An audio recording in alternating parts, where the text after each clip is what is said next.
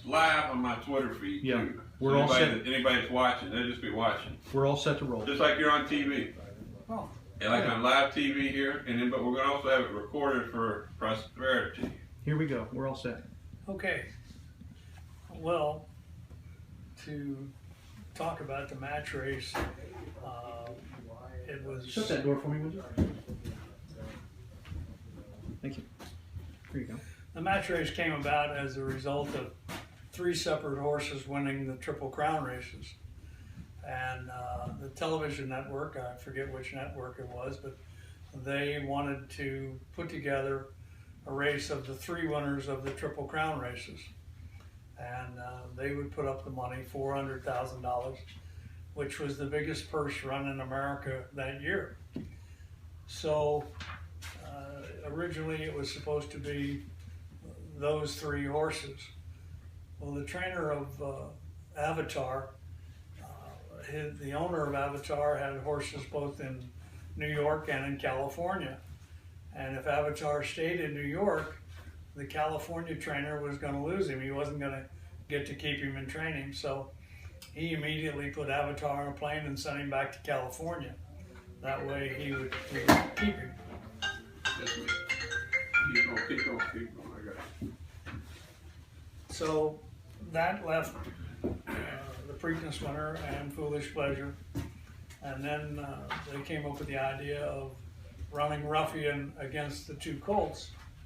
So they kicked it back and forth for a few days, and really nothing was happening. It seemed like a dead issue.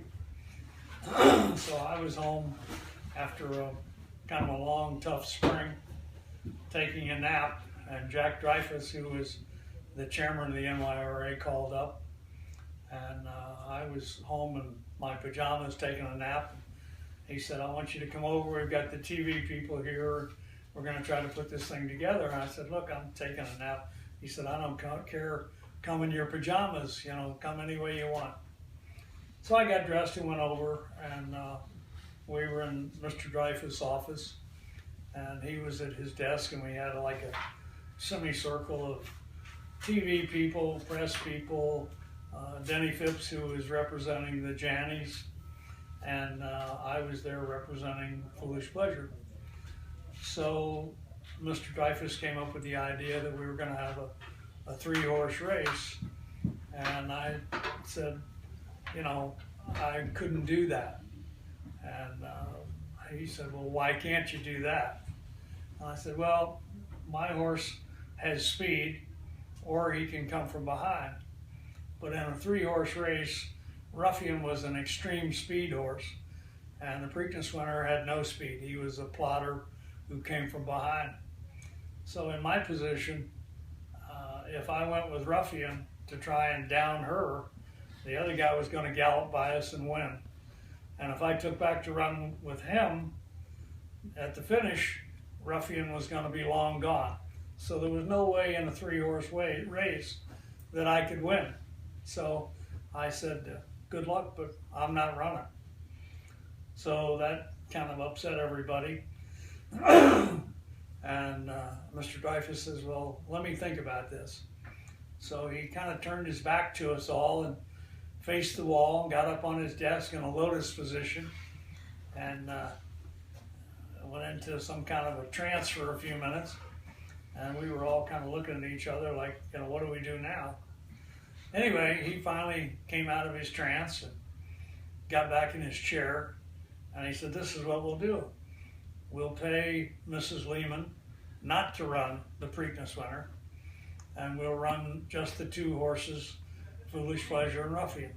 And that's how the race was made. LeRoy, so let me join you here for a minute. First of all, who was the Preakness winner that year? I can't remember his name. Me neither. Jacob, look it up on your thing. Okay, after that point, how much, like we just stood out there and watched American Pharoah train, and you got the Kentucky Derby winner, and Ruffian had a following like American Pharoah. Was there a lot of hysteria leading up to the race?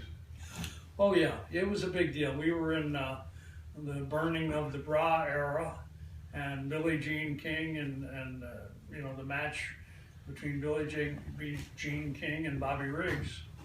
So we had a lot of male-female confrontation going on, and the match race was, kind of the epitome of all that. And Cinto Vasquez had ridden both horses their whole life, correct? Right. And he just won the Derby on your horse. Did you run in the Preakness and Belmont? Finished second in both races. Really? And Yeah. a different horse beat you both times? Yeah. So, did you wonder who Jacinto was going to ride? I never doubted that he would ride Ruffian. He and Frank Whiteley had a very strong relationship. Maybe he never fought with Frank like he did with me. But anyway, they had a very strong relationship. And he chose to ride Ruffian, which I really wasn't surprised. I thought he would. And so you chose to ride your horse, Braulio Bieza. which at the time, was he still one of the leading riders, if not the leading rider in the country? Oh yeah, he was a great rider, an extremely good rider. And Braulio was the kind of rider that he could ride young horses, old horses, short, long, dirt, grass, didn't make any difference. He was just an outstanding rider. But there was a little conflict with him and Frank Whiteley. They had had a battle that I never knew about over Damascus. And I was watching the evening news on TV 2 or 3 days after I chose Bieza to ride. And I saw Bieza on the evening news at 11 o'clock, and he was saying, no way would I ever ride a horse for Frank Whiteley, which I didn't know anything about. But that kind of added to the whole hysteria. It was part of the whole equation. Master Derby one. Master Derby. That's a Master Derby. So Derby. when they reduced the field to from three to two, you were telling me the part. Well, they gave Master Derby's owners money They gave him $50,000 not to run and reduced the purse to $350,000. to $350,000, which was still the biggest race run in America. They probably of all time. Probably up to that point, yeah. And the two of them. Now, what were Frank Whiteley's demands? What was his what? What were his demands going into the race? Well, really no demands. He wasn't there. He represented them, and there were no Well, real what about demands. coming out of the chute? Well, Kenny No, who was the racing secretary, he came up to me. Nobody ever decided where they were going to break. It was a chute that was in the center of the training track, or you could break on the turn. So it was never determined. So about 3 days before the race, Kenny No came over to the barn and he said, where do you want to go from? Where do you want to start? I said, I don't care. It doesn't make any difference to me. And I really thought that Frank would choose the turn because with Ruffian's extreme speed, I figured he would think that if he could break in front and drop into the rail, that he would have an advantage around that little half a turn. But instead, he chose the straightaway and in the chute up in the training track, which I was surprised, but that's what he picked, so that's the way it was. Where were they both laying? I mean, we've all seen the movies. Personally, I can never watch the live. I can't stand to watch her get hurt. But were they head and head? They were head and head. I think at the time of the accident, Ruffian was maybe a head in front, maybe a short neck and not a full neck.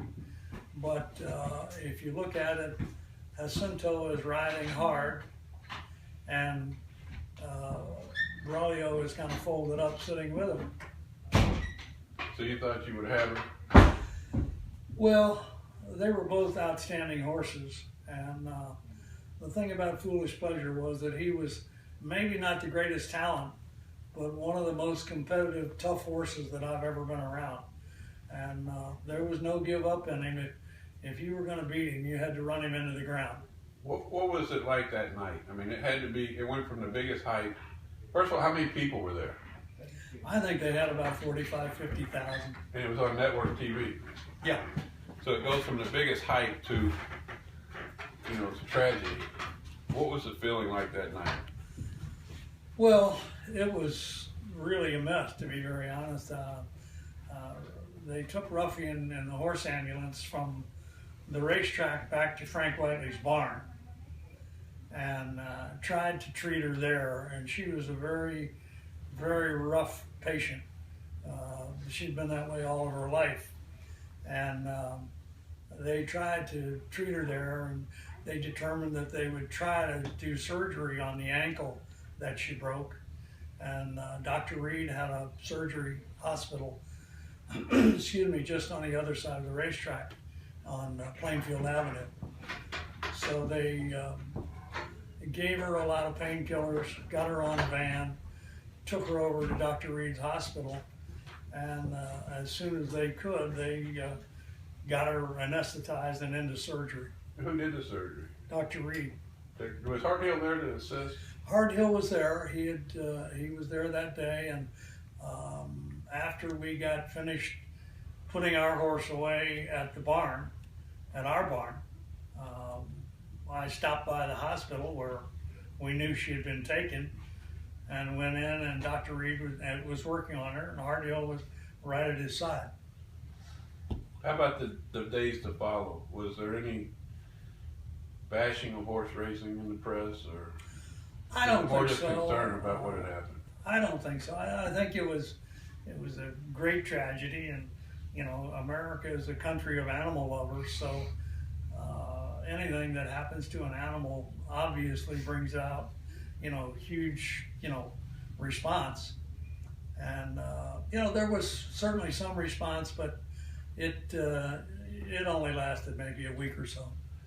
But nobody's ever forgotten. No, Anybody no. who's a racing fan, that's a big part of American racing history, was that one day. Well, it was a big deal, and because of the times, I think the male-female adversarial position was you know, a big part of it, and It was going to be a great thing for the nation. yeah, it drew everybody's attention, and they had all kinds of pens and banners, and I've still got some of them at home. Well, racing survived it. America survived it. But it was a tragic day. But you've been involved in many great things in racing. Give us, before we go, your one biggest highlight. Well, oddly enough, probably the biggest highlight, my first great highlight, was as a kid growing up, my father was a horse trainer, and I always loved the Hopeful, the 2-year-old stake here at Saratoga. And I remember sitting at the barn. I was about 12 years old. My father ran a horse. They left the barn, and it was dusty. And by the time the horses came on the track, there was about 2 inches of water on it. And my father's horse finished second. And it just kind of stuck in my mind. I always wanted to win the Hopeful. And then there were a number of races. You know, you never dream of winning races like the Derby because it always seems too big and too far away. But, you know, I grew up on the racetrack, and I always wanted to win the Flamingo. That was a big deal at Hialeah. That used to be a huge race. Huge race. And so anyway, with Foolish Pleasure, he kind of won all the races that I dreamed about as a kid. He did win the Hopeful. He won the Hopeful. Was that your first Hopeful? The first Hopeful. And then he went on to win the Flamingo. He won the Champagne in between. In the Kentucky Derby. And the Flamingo and the Derby. So he was great to me. You know, he doesn't get talked about it enough, I don't think, as with all the great past American horses.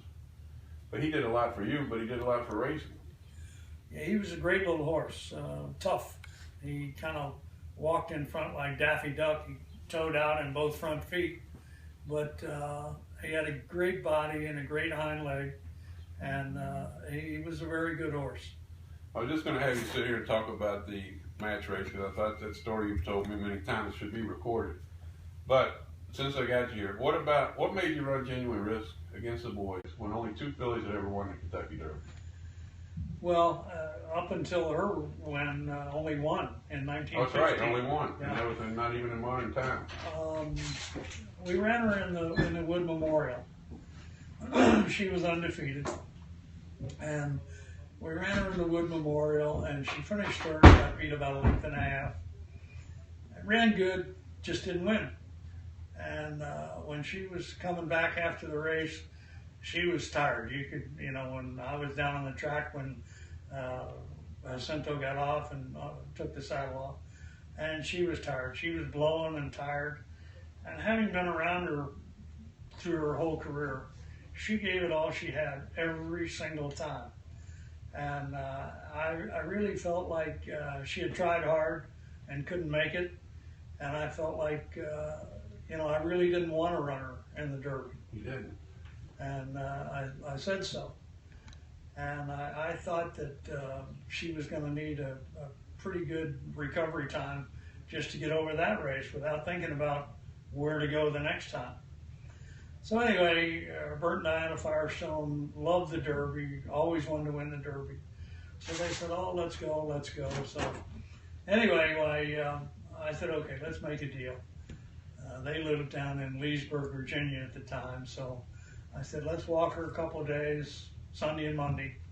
And Tuesday, we'll take her back to the track. And you all come up and we'll see how she is. So anyway, they flew up. And Tuesday morning was, typical April morning in New York, chilly, cold. And Jacinto came over and got on her. And we decided that we'd gallop her once around at Belmont. And she tried to run off with him. She was really feeling good. And he had a hell of a time getting her around the racetrack. So with that in mind, it looked like she had fully recovered. So we made a deal that we would take her to Kentucky and run her only if everything went right and only in the Derby, not in the Oaks. And if things didn't go right, we were just going to come back to New York and run in the Philly Triple Crown. Freshen her up. Well, things went really right. Well, it was one of those things that I think it was just a case of fate because a number of horses in the race, one got sick, one got hurt, and the race really softened up as we got closer to the race. And everything went great for her, and it didn't go great for everybody else. So it was her turn. And history was made by LeRoy Jolley again. But then the Preakness, that was one of the most memorable Preaknesses in history. Yeah. What went on there? Tell us. I'll let you go here in just a minute. It's just hard. We have the greatest living American horse trainer sitting with us talking on our first Periscope weekend. It's a great treat for me just to sit here and talk to him, so I'm not going to let him go just yet. Last one, what about the Preakness that day, the rough ride? Well, Genuine Risk was laying second down the backstretch, and she came from just off the pace. She was not a lead horse, but she came from just off the pace. And Codex was on the lead, and she moved to him, and as she moved to him, as they approached the head of the stretch, Cordero came out, and carried her out into the middle of the racetrack, and then dropped away from her. And, it was a pretty excessive thing to do, which Cordero was a great rider, a very daring guy, and he would take a shot. And in this case, he took a shot and he got away with it. There was a long inquiry, right? It was a pretty long inquiry, and then we had a review at the Racing Commission, and then they ended up in court. So it was a big deal. That's sort of where the lore of Angel Cordero might have been born for the rest of the nation. Right. That everyone understood then that he could ride his horse and everybody else's. But he was a great rider, and he took a shot. He carried her out. He had just the right position where he could do it. And when you come to a horse at the head of the stretch and they angle you out, you got to go out. You can't run through You don't them. have a choice. You Right? can't run through them. You got to go around them. LeRoy, thanks for sitting here and talking to us on our first Periscope show. We don't know where we're going with this, but we wanted to record some history of horse racing and let people see through my eyes and other people's eyes what goes on back here. We didn't expect to have LeRoy Jolley on the first weekend. Right. He's right here in the barn with me, volunteered to do it. Hope everyone liked it. We just had a couple people say, forget American Pharaoh. We could listen to you guys all weekend. So. Well, hopefully we'll be back because LeRoy has a whole lot more stories. I like to just sit here and listen. One thing I am is a big racing fan, and we've had dinner together several times. He's got stories, endless stories that we need to get recorded, and hopefully we'll have him back. Well, thank you very much, Dale. All right, bud. LeRoy, that was